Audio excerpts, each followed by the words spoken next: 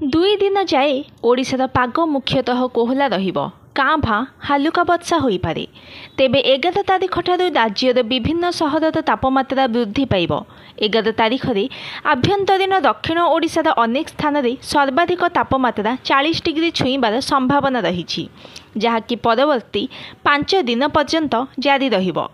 भुवनेश्वर समेत उपकूल ओडिशार केतेक स्थान रे 12 तारिख 39 ରୁ 40 डिग्री छुईबा सहित 2 दिन पर कमिब। शुक्रवार आभ्यंतरीण ओडिशारे तापमात्रा बढ़िब नाही।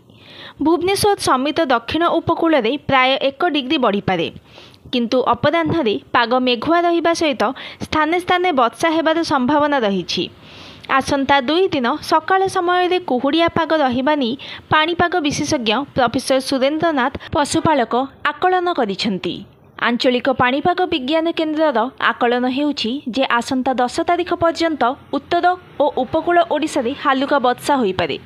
11 तारिख ठारू पागरे परिवर्तन आसिबो। दिनर तापमात्रा 3 ରୁ 4 डिग्री पर्यंत बढ़िबो। 11 तारिख रे मालकानगिरी, बलांगीर, सोनपुर, झारसुगुड़ा, अनुगुल, भवानीपाटना, बौद्ध, ढेंकानाल, भुवनेश्वर, पारलाखेमुंडी, बारिपदा सहरर तापमात्रा 38 ରୁ 40 डिग्री मध्य रहिबो। परवर्ती 3 दिन यह आहुरी बढ़िबो। गत 36 घंटा मध्य बालेश्वर, बारिपदा, केन्दुझरगढ़, संबलपुर, सुंदरगढ़, ढेंकानाल, बरगढ़, देवगढ़, जगतसिंहपुर और राउरकेला रे हल्का वर्षा रेकर्ड करा जायछि। आज पारलाखेमुंडी रे राज्यर सर्वोच्च तापमात्रा 37 डिग्री रहिथिबा बेले मालकानगिरी और रायगढ़ रे 36 डिग्री रहिथिला।